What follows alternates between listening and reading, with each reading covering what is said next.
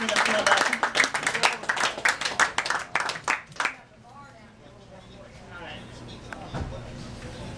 I hate the P word. You know the one. P-U-S-S-Y. I hate it so much as a matter of fact, when heard or read, the emotions and physical form of disgust wells, swells, and surges up into the balls of my fists. I can barely contain it. Why? Because it reduces, seduces, diminishes, and distorts. It seeks to decimate and to control, overthrow, ruin, and distort the female form, a portion of her power, into the going rate of your verbal hour. Do you call a man by his bits?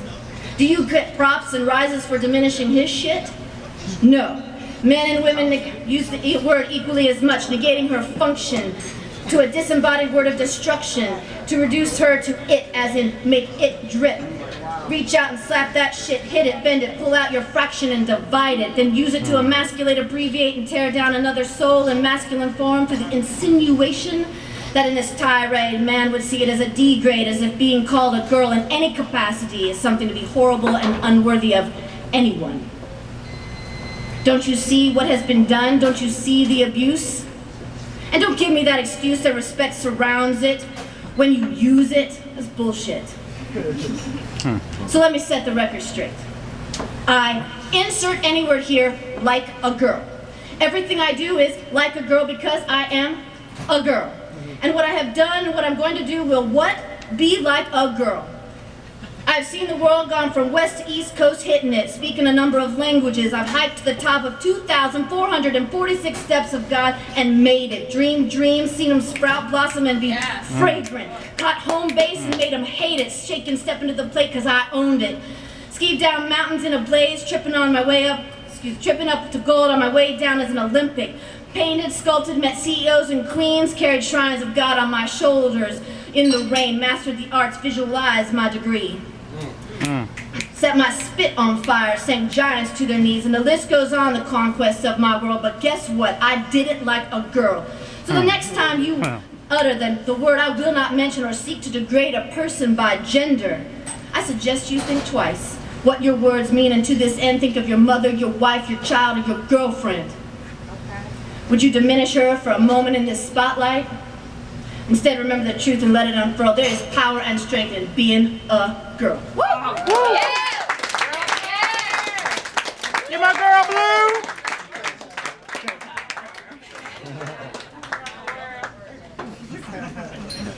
Love it, babe. Thank you. I don't know if any of y'all know Nafisa Monroe. I don't know if you know. She's a spoken word artist. She's also an actress, and she did a poem called Half Devil. And I was having a hard time figuring out what to write, but I knew I had something inside, so I kind of modeled the first part of this poem after her, so I want to give her credit. Someone called me a whore today. Well, half whore anyway. And I held back my instinctual response, which would go something like F-U-C-K-U-A-S-S-H-O-L-E. But I stopped. And I asked myself, how far had we come as a race? The human race, and how far could we go if I let loose on the unadulterated lie meant to ignite hatred and fire? Because had we really gotten to a point where forgotten were the struggles of our histories? Had we slipped so far backwards in our forward momentum that we had become blinded by the realization that we're all one nation and each born a divine inspiration?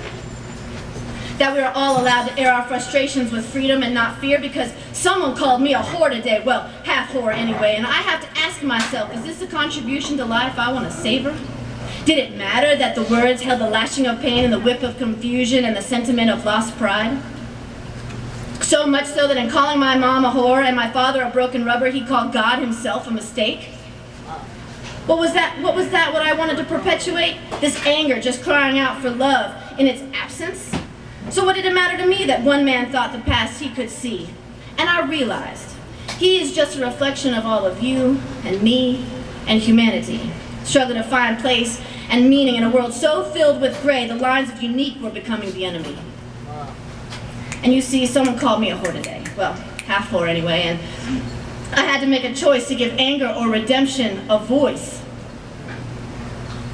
Because at one time my own mother felt the same way. She could have chosen the knife, but instead gave me away and For that divine act, I'm forever changed. Instead of anguish, I was given breath. And the arms that gave me life again. And my Father, who would never even know I exist, was the other half of divinity graciously given to a new family.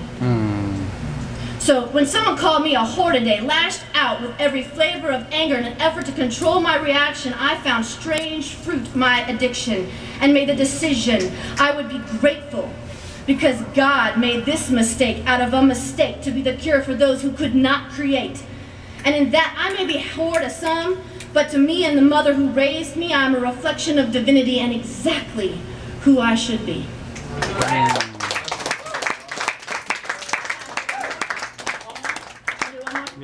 Is it alright if I do one more? Yes.